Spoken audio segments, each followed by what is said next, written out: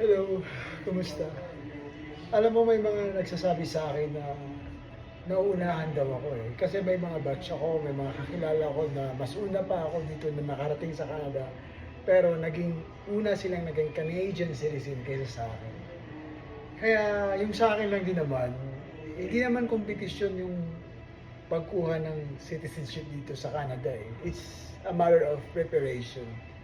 Kasi kailangan mong i-prepare yung pera mo. Kailangan mo i-prepare yung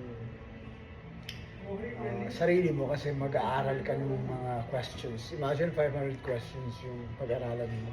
Kasi you will take examination.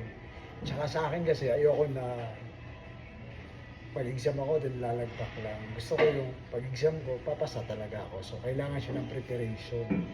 Hindi naman siya madalian eh.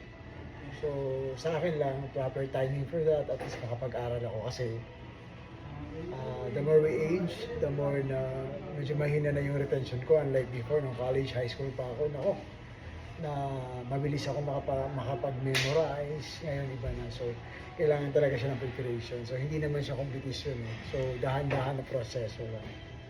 So, yun lang. So, gusto ko within this year, hopefully next year, pero gusto ko mag-aral with regards to that para papasa talaga.